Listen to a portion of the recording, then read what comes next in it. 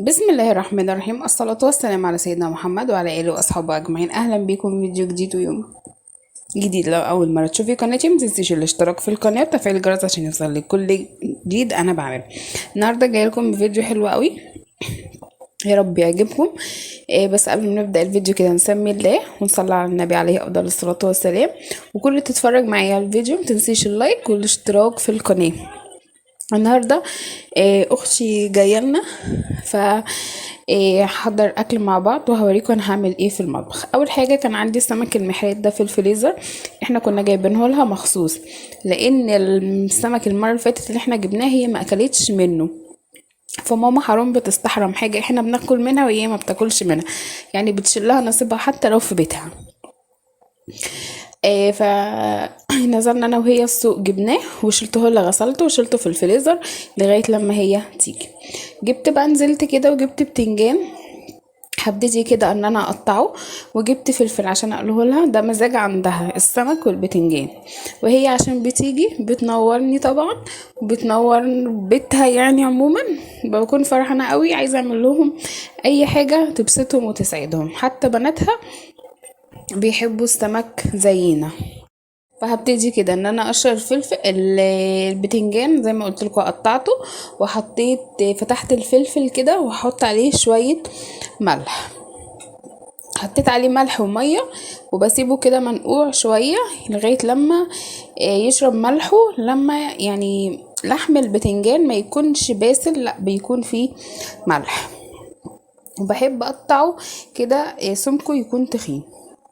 بعد كده حطيت الطاسه بقى على النار وهبتدي ان انا اقلي البتنجان. ما بسيبش البتنجان على النار كتير، يا دوبك بس بخليه كده يحمر، لونه بيكون جولد، ما بحبهوش ان هو يكون بني محروق. وبسخن الزيت جامد. هبتدي بقى كده ان انا اقلي البتنجان وهسيبه كمان يتصفى كمان شويه، يعني بصفيه كمان كده. اول ما اخلص الدور ده هحط دور كمان، هطلعه بقى كده وهحطه في قالب لغاية لما اخلص. طبعا على الغدا هعمله دقة كده توم بفلفل بخل وشوية ملح. هخش بقى كده هغسل شوية المواعين دول اللي في الحوض، وكان هنا برضو السمك لسه مفكش معايا.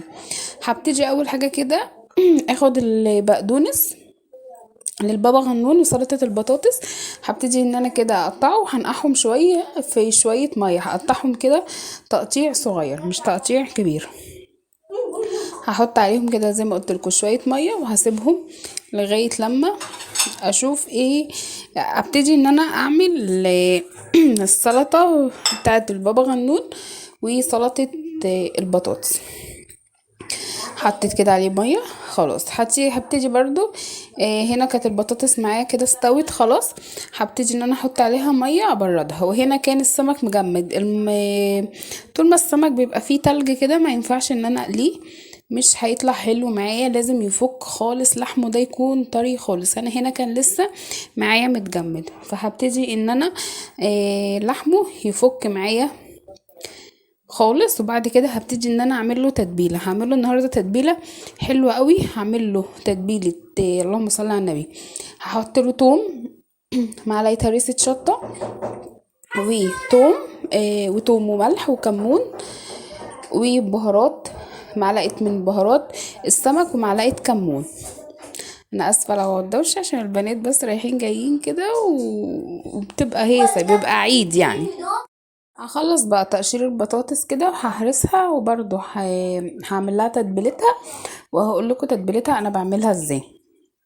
بس اهم حاجه كده بقشرها، هي ساعات القشره بتاعتها بتتشال باللحم كده، او في ساعات بيتبقى كده على لحم البطاطس قشر، فهبتدي ان انا اشيله بالسكينه. تمام. سلطه البطاطس دي ما بتبقى بجد مسلوقه كده وبعملها سلطه بتبقى طعمها حلو قوي. هبتدي كده ان انا اهرسها بالسكينه، ومبحبش اهرسها بالهراسه.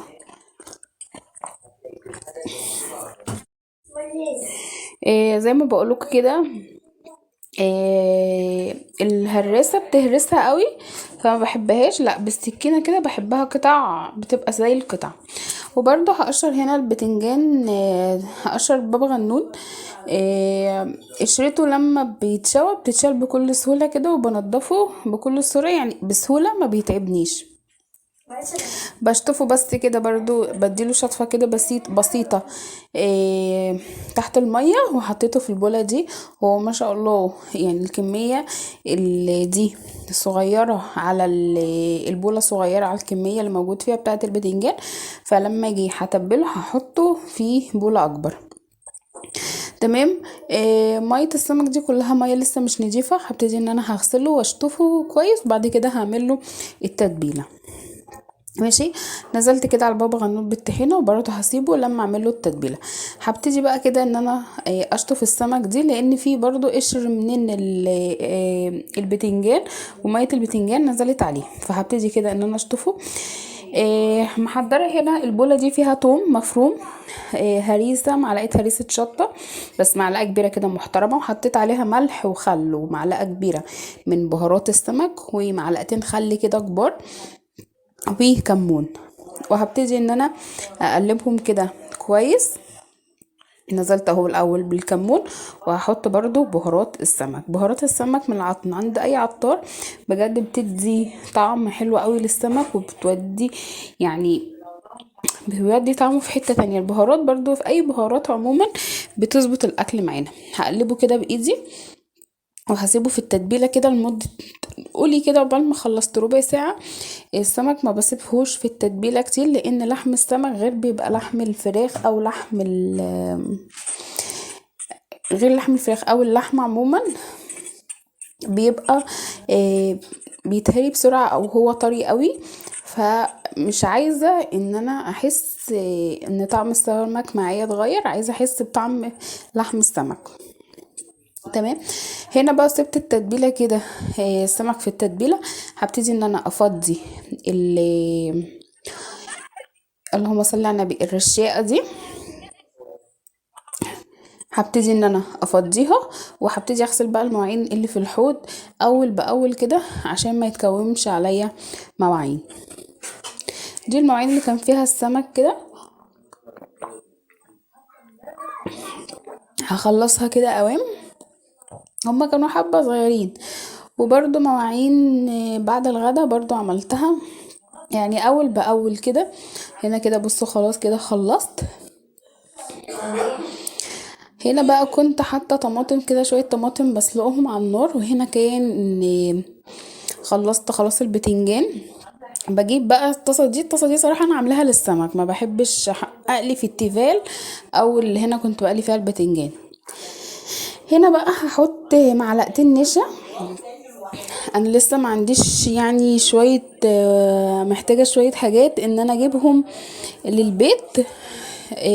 فلسه عندي الحاجه في الكياس كده، فهجيب ان شاء الله هفضي. حتى لو تلاحظوا معايا ان الرف اللي جنبيكوا ده، بصوا لسه الملح ما فضيتهوش والحاجه، ف لسه فاضيين. عملت تتبيله السمك هنا، حطيت معلقتين نشا كده كبار وشويه دقيق، وحطيت معلقه كبيره من بهارات السمك، وشويه كركم يا كاري زي ما انتي تحبي. والزيت اهم حاجة يكون سخن جدا. وهبتدي ان انا اقلي السمك. عموما السمك ده ما بيتقلبش غير لما تحسي ان هو استوى من تحت، واول ما يستوى من تحت بتقلبيه على الوش التاني. عملت له بقى تتبيلة حلوة هوي هنا. التتبيلة دي لازم يطلع من الزيت ينزل فيها على طول وهو سخن. اول حاجة كده دقيت في الهون مع شوية توم كده، لان الكبة بتاعتنا باظت وقعت مني. إيه عملت كده معلقتين كبار توم، شوية توم محترمين، حطيت عليهم معلقة هريسة شطة، وحطيت خل وشوية برضو كمون وشوية ملح، ومعلقة كبيرة من بهارات السمك. هطلع بقى السمك كده من الطاسة على طول وهو سخن على التتبيلة دي. الخل مع قرمشة السمك بجد بيبقى طعمه حلو قوي. انا عايزاكم بجد السمك ده لو لقيتوه في السوق بجد جربوه. انا صراحة مش عارفة اسمه ايه في المحافظات التانية او في البلاد التانية، بس هو سمك كده بيبقى مفهوش عظم. مش فاهمه اسمه ايه يعني صراحه. هو احنا نعرفه عندنا هنا في اسكندريه ان هو اسمه محرات. هنا بقى خلاص خلصت ليت السمك، هخلص الكميه كلها وده هوريكم منظره في الاخر. هنا بقى البابا غنون انا كنت حاطه عليه معلقه من هرسه الشطه إيه قبل لما احط عليها الخل، التتبيله اللي كنت انا عاملاها. هبتدي هنا احط على البابا غنون شويه خل، وحطيت البقدونس وكنت بظبط الملح. هنا برضو البطاطس لو انتم ملاحظين برضو كنت حاطه عليها هريس إيه معلقه من الثوم والهريسه والتوابل اللي انا كنت عاملاها وحطيت عليها شويه بقدونس وهقلبها كويس كده، واحط عليها شويه زيت وشويه خل. هقلبها كده كويس. بجد كان طعمها حلو قوي. عارفه دي لو كده على الصبح كده يعني لو تتعمل بس كأنها سندوتشات بجد تحفه. وده كان شكل سفرتنا معانا. صراحه ما عملتش رز ببصله لان كان البنات فريده الصغيره كانت عايزه ملوخيه، فانا عملت لها ملوخيه. فصراحه كسلت ان انا اعمل رز نوعين رز، فعملت كله اللي هو الرز الابيض بلسان عصفور عادي، فممكن بيتاكل عادي مع السمك. هنا بقى كان باقي برضو شويه مواعين من قبل الغدا، برضو هبتدي ان انا اشيلهم كده وهغسل بقى المواعين بتاعه الغدا. برضو عايزة كله يكون نضيف، مش عايزة حاجة عندي مش نضيفة، عايزة اكون كده سايبة مطبخي زي الفل. هبتدي ان انا كده احط صابون في البانيو ده، وهجيب كده حتة سلك بقى حلوة، وهبتدي ان انا اغسل الكوبايات الاول، وبعد كده هغسل الصحون، وبعد كده هشوف بقى ايه اللي ورايا. انا بحب السلك اللي هو البلدي العادي بتاعنا ده، صراحة بحس ان هو بيجيب من الاخر بينضف يعني صراحة. هبتدي بقى ان انا كده اغسل الصحون، وفضيت ده اللي كنت السيرفيس اللي كنت حاطه فيه الاكل، فضيت الاكل في حاجه صغيره كده عشان برضو ما اسيبش اللي هو يعني الحاجات الكبيره دي اسيبها كده على البوتاجاز برضو حد يكسره. هبتدي ان انا اخلص بقى كده باقي الحاجه اللي ورايا، بعد كده هشوف هنعمل ايه تاني.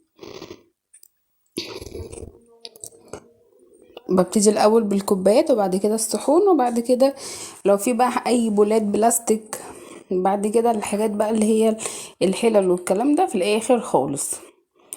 هنا بقى كان برضو ما بحبش ان انا اسيب الهون ده، بقالي كتير ما استخدمتهوش. بص حلو قوي بيبقى شبه كده يعني الدهب جولد كده لونه حلو قوي. هبتدي ان انا اغسله كده وهحطه تحت الحوض برضو. هبتدي بقى كده ان انا اغسل الاحواض كده ان انا خلصت بقى خلاص كله كده، وهغسل برضو السيراميك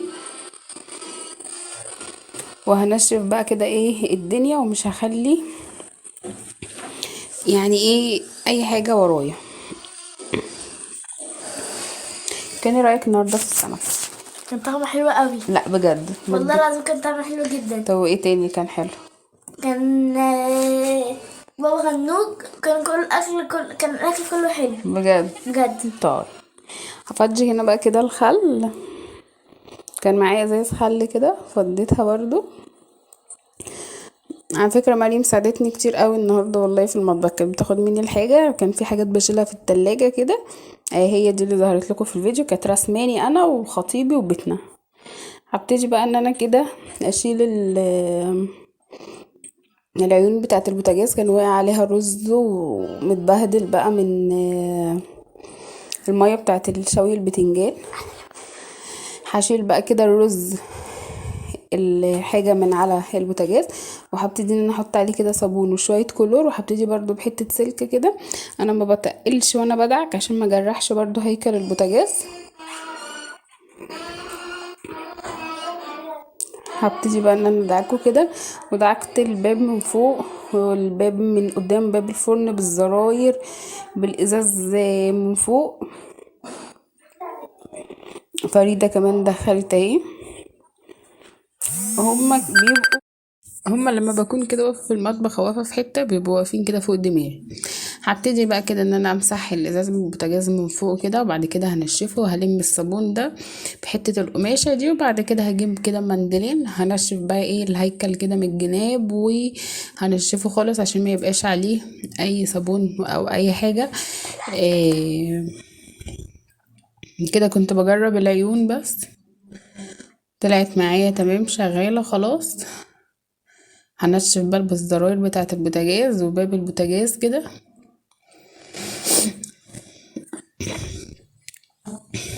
بس همسك بقى الحوامل دي برضو، حبيت كده ان انا ادعكهم كلهم كده بالسلك. كان عليها يعني ايه، بغسلها كده كل اسبوعين، كل 3 اسابيع، كل شهر، مش كل يعني لما كل يوم او بمسح البوتاجاز بغسلها، لا يعني كل شهر، كل اسبوعين كده يعني.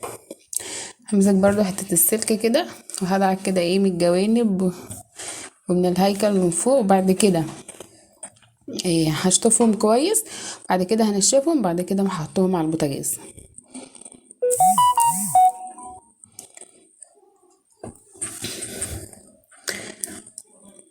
ابتدي كده كده اخلص كله.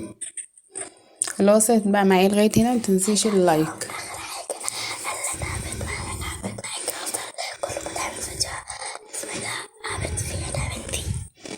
هبتدي برضو ان انا امسح كده اغسل الفوط بتاعه الحوض.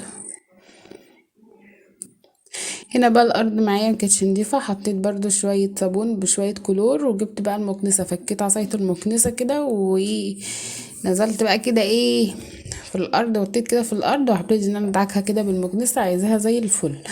بعد ما حطيت كده الصابون هبتدي ان انا اجيب المساحه وامسحها وهنشفها، وخليت الدنيا هنا الارض زي الفل، وحطيت الدواسه، وحطيت كده بقى ايه الشاي بقى كده على النار. ما في الاخر بقى لازم احط شويه شاي كده بقى ايه بعد السمك.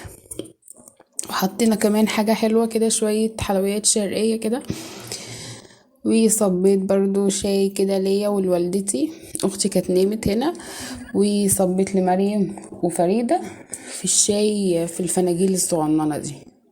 بيحبوا يشربوا شاي، تحبوا تشربوا الشاي؟ هحط لهم بقى كده السكر.